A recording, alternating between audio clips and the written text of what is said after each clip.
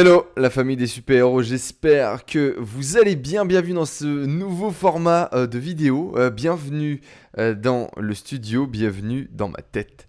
Ce nouveau format de vidéo va s'appeler les histoires de super-héros. J'avais envie de vous partager quelque chose, mais je voulais pas tourner une vidéo comme dans le format habituel, ça me faisait un peu chier, je sentais que j'avais un peu de procrastination là à faire cette vidéo et je me suis demandé pourquoi. Pourquoi est-ce que c'est pas fluide, pourquoi est-ce que ça marche pas, pourquoi est-ce que j'ai pas cet espace dans lequel là je peux vous partager des trucs que je vis, les trucs que j'ai envie de vous partager sans filtre, sans blocage, sans structure, juste de vous à moi, de moi à vous, les prises de conscience que je peux avoir. Ce que je fais peut-être un petit peu plus souvent d'ailleurs sur Instagram. Et non, c'est là, hop, ici, là, voilà. Abonne-toi sur Instagram ici si t'es pas encore abonné. Mais du coup, voilà, ça s'appelle les histoires de super-héros, mes histoires de super-héros, les histoires de super-héros. On aurait pu appeler ça dans la tête d'Enzo Honoré ou dans la tête d'un super-héros, je sais pas trop. Et je vais du coup te partager ma première prise de conscience qui est genre hyper important, comment te dire, essentiel. Le titre de cette vidéo du coup c'est La vie c'est maintenant ou c'est trop tard. C'est une énorme prise de conscience que j'ai eue la semaine dernière, pardon. Et voilà, et j'aimerais t'en parler. On est parti ? Allez. Générique, allons-y. Sur l'autoroute, les amis, il va y avoir de la merde. Est-ce que j'ai pas assez de connaissances? Est-ce que j'ai pas assez de compétences? Peu importe combien de fois je vais tomber, t'es heureux, t'es épanoui. Vous avez votre putain de biographie face à vous et il faut commencer à écrire. Vous avez votre putain de biographie face à vous et il faut commencer à écrire. Je ne me souvenais plus du tout avoir prononcé cette punchline. Je vous jure, je la trouve vraiment super sympa. Les amis, comme d'habitude, si vous n'êtes pas encore abonné à cette chaîne YouTube, eh bien regardez cette petite vidéo. Ah, you are rolling already? Ah, that's good. So, Pow. Voilà, c'est mon petit appel à l'action maintenant pour vous abonner. Donc, si vous ne le savez pas encore, abonnez-vous à cette chaîne YouTube. Le mardi, le jeudi, le dimanche, une nouvelle vidéo dédiée principalement au développement personnel, au développement de ta conscience en tant qu'entrepreneur afin de grandir, d'illuminer le monde de ta lumière. Aujourd'hui, du coup, en parlant de conscience et de prise de conscience, j'ai un truc important à te partager et c'est la vie, c'est maintenant ou c'est trop tard. J'étais inspiré, j'ai écrit. J'aimerais du coup te lire un petit peu ce que j'ai écrit et que tu me dises ce que tu en penses. Il y a quelques jours après l'atelier Greatness de janvier, j'ai vécu une expérience. Une suite d'expériences assez incroyables qui m'ont fait ressentir et vivre ce concept de l'urgence de vivre. L'importance de vivre maintenant et pas demain. J'ai décidé d'en faire une courte vidéo pour me rappeler à moi-même qu'il est urgent de vivre et qu'à chaque fois que même inconsciemment je pense pouvoir le faire demain, eh bien c'est une utopie qui n'arrivera peut-être jamais. Cette prise de conscience a commencé avec la mort de Kobe Bryant. En effet, peut-être que vous l'avez vu, vous l'avez certainement vu passer, et si ce n'est pas le cas, bien ta grotte comme dirait l'autre. Événement planétaire, je suis sûr que vous avez déjà entendu parler, qui a fait un énorme brouhaha sur les réseaux sociaux avec la perte de cette légende. Et c'est un ami qui me le dit.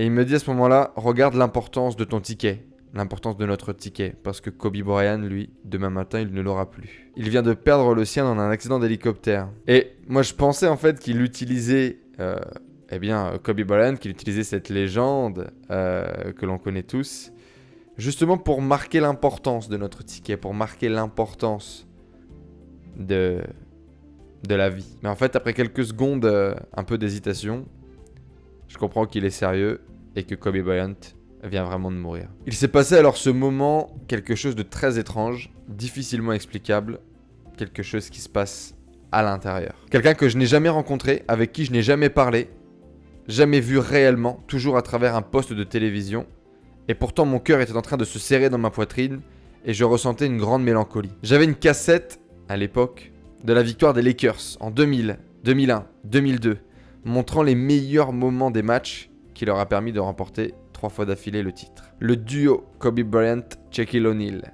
J'avais un poster 1m50 sur 1m20 dans ma chambre, juste à côté de mon lit, qui berçait au même titre que Allen Iverson ou Michael Jordan, mon American Dream. Ce type avait une carrière à rallonge, il était encore et toujours au sommet de son art, malgré son âge bien avancé, tu vois. Bref, c'était le genre de monument indémodable que tu vois comme éternels. C'est certainement ceux-là qui m'a le plus impacté.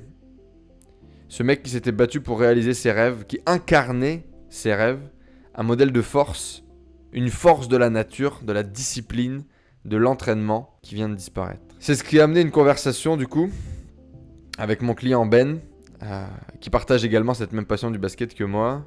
Pour le coup, lui, il avait été suffisamment doué pour pouvoir aller jouer à la NBA et rencontrer Kobe Bryant en personne. Et du coup, il me partageait un petit peu toutes les émotions, les sentiments, les souvenirs liés à la carrière de Kobe Bryant qui avait impacté sa jeunesse, qui avait impacté sa vie. Pour lui aussi, c'est ce monument intemporel qui venait de disparaître. Mon week-end était alors bien émotionnel et bien orienté sur cette urgence, cette possibilité, ce devoir presque, d'être là, aujourd'hui, maintenant.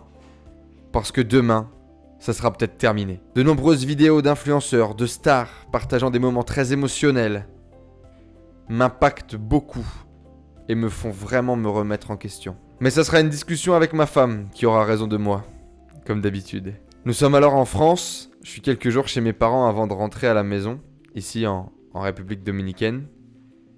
Et j'étais resté là-bas dans l'idée de passer un petit peu de temps avec eux. Mais je bosse, j'ai du retard sur les projets en cours et je veux impérativement rattraper mon retard suite à tout le temps passé dans les ateliers. Je dois passer encore entre 5 et 6 heures par jour au téléphone, entre coaching, feedback, échange avec mes différents partenaires. Les journées passent très vite et je n'ai même pas eu le temps de manger avec mes parents et ma femme sur ces 3 derniers jours pour pouvoir tenir mon agenda et mon calendrier avant de reprendre l'avion. C'est en terminant mon repas, seul dans la cuisine, vers 21h30, le soir juste avant de prendre l'avion, que ma femme me dit « C'est génial ce que tu fais en ce moment, je suis vraiment très fier de toi. Tu incarnes la transformation que tu vis, que tu veux vivre, que tu veux partager avec les gens. Et tu passes ta journée à la partager avec puissance avec tes clients, tes partenaires et les gens qui sont autour de toi. Et c'est vraiment puissant. Mais qu'en est-il de toi ? Parce que la transformation, je la vois au téléphone, je vois ce que tu partages, mais je la vois pas dans ta maison. Je la vois pas là tout de suite là. Chez toi. Tu es ici exactement pour passer du temps avec tes parents et tu n'as même pas pris le temps de manger avec eux durant ces 3 derniers jours. De regarder ta mère dans les yeux, de lui prendre la main. Ne serait-ce que quelques minutes. J'hésite d'abord à faire quelques grimaces pendant que ma femme me fait la leçon, mais son discours va très vite résonner dans mon tête et dans mon cœur. Elle a raison et je suis à côté de mes pompes. C'est incroyable à quel point cette femme à chaque fois trouve les mots pour me frapper, entre guillemets, psychologiquement. Enfin, pas me frapper, mais me permettre d'avoir ce changement de perception et de me rendre compte des choses. Et du coup, ces mots m'impactent beaucoup. Et en plus, avec tout le concept de cette urgence de vie, de l'importance de la vie, etc. en même temps, et de toute l'énergie que je mets dans la transformation au quotidien avec les gens que j'accompagne et tout, je me dis, mais ça n'a aucun sens que je n'arrive pas moi-même à appliquer ce concept-là, là, avec mes parents, et de ne pas le voir. Et c'est justement quand tu penses être conscient, que tu penses avoir compris, regarde ce que tu es en train de rater. Tu crois pouvoir passer du temps plus tard avec tes parents. Et je sais à quel point le travail est important. Mais dans ce cas-là, ne restons pas ici. Sois conscient que tu ne fais que travailler. Et finalement, c'est pareil que si tu travaillais à la maison. Alors je ne sais pas les amis si c'était le verre de vin rouge que j'avais bu en mangeant ou la puissance des mots de ma femme, mais j'étais tout retourné. J'ai décidé alors de laisser mon téléphone à l'étage, de le mettre en mode avion et d'aller m'installer avec ma mère dans le canapé. Après quelques histoires à l'eau de rose, mais bien nécessaires, je finis par lui prendre la main et la surprise. Cet exemple que m'avait partagé ma femme de prendre la main, je l'applique peut-être par réciprocité de ce qu'on s'était dit quelques minutes avant. Et la surprise. Je vois de toutes petites taches brunes sur la main de ma mère. Je vois des rides. Une peau fine, presque transparente, laissant apparaître des petites veines violettes. Vous savez, le genre de rides, ce qu'on appelle avoir des mains de vieux, comme quand tu restes bloqué dans le bain, tu vois. Et j'avais jamais vu ça en fait. Je m'en étais jamais rendu compte. Oh mon Dieu, ma mère a des mains de vieille. Et oui. 57 ans bientôt, la moitié de sa vie passée à faire la vaisselle avec des produits chimiques et toxiques, ses mains n'en étaient pas indemnes. Oh putain! Oh putain! C'est la seule chose que j'ai réussi à dire pendant les 10 prochaines minutes. J'ai eu un flash, tenir la main de ma grand-mère paternelle, partie quand j'avais 10 ans, et ma grand-mère maternelle, qui vient de partir il y a quelques mois. Et en tenant la main de ma mère comme ça, c'est ces moments et ces mains qui me revenaient dans la tête. Toutes les deux avaient ces mains douces et pleines d'amour, mais marquées par la vie. J'ai compris alors à ce moment-là que ma mère vieillissait, et que moi aussi. Que ce symbole éternel qu'est ma mère, dans ma tête, dans mon cœur, pour qui je pense toujours être présent et avoir le temps, bah en fait ma mère elle vieillit. Et que plus le temps passe, plus les jours passent, bah peut-être qu'un jour il sera vraiment trop tard. Peut-être qu'un jour elle aussi, elle perdra son ticket, ou peut-être qu'un jour moi aussi je perdrai mon ticket et j'aurais pas fait ce truc que je pensais avoir le temps de faire. Aujourd'hui, en conscience, je ne peux pas me dire « je verrai demain ». J'ai le temps. Peut-être l'année prochaine ou dans 6 mois. Soit c'est important, soit c'est maintenant, soit c'est trop tard. Ou peut-être jamais, si les choses ne sont pas vraiment impactantes. Du coup, je voudrais dire merci à ma femme, merci à mes potes, merci à mes clients, merci à mes parents pour cette belle leçon de vie que j'ai reçue du coup le week-end dernier. Merci à Kobe et son inspiration qui m'a donné pendant des années. Merci à son Mamba Mindset de nous avoir montré la voie. Et également de voir que bah voilà, son message va plus que jamais continuer d'être partagé. Et que peut-être que dans cette tragique disparition, il va permettre à des centaines, des milliers de personnes de se réveiller et de se dire que la vie, c'est maintenant ou c'est trop tard. Voilà. Je vous invite du coup à réagir dans les commentaires juste en dessous. Dites-moi ce que vous en pensez. La vie c'est maintenant ou c'est trop tard. Je suis sûr qu'on est plein à avoir vécu ce type de prise de conscience importante, essentielle sur l'urgence de vivre. Sur toutes les pensées au quotidien qu'on a en pensant qu'on aura le temps, on pourra le faire demain et que ça va bien se passer, etc. Alors que bah, dans les faits on n'en sait rien et finalement même quand... c'est ma femme qui me dit ça à chaque fois. Elle me tue, je vous dis, cette femme, c'est pas possible. Quand tu mets un réveil comme ça sur ton téléphone le lendemain, quand tu mets ton réveil sur ton téléphone le lendemain, bah t'espères te réveiller en fait. Mais peut-être que tu te réveilleras pas. La vie, c'est maintenant ou c'est trop tard. Merci d'avoir participé les amis à cette vidéo, merci de m'avoir écouté. N'hésitez pas à me dire ce que vous en pensez dans les commentaires juste en dessous, réagissez en masse. Et surtout si cette vidéo elle vous a plu, partagez-la. C'est le moyen que vous avez pour me remercier de créer du contenu, c'est le moyen de me dire que ça vous a plu, c'est de la partager et de partager ce sentiment d'urgence de vivre à un maximum de monde autour de nous. Je vous souhaite une excellente journée. Merci beaucoup d'avoir écouté mes pensées, d'avoir écouté ma prise de conscience. Et puis, bah, à vous de jouer les amis. La vie, c'est maintenant ou c'est trop tard.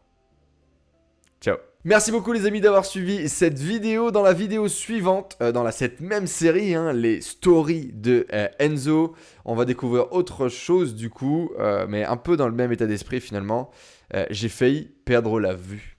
Je vous raconte cette histoire de malade qui m'a également, mis une grande pêche dans la gueule et m'a fait avoir une prise de conscience très puissante.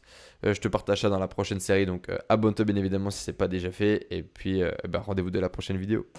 Ciao la famille, merci à tous les super-héros.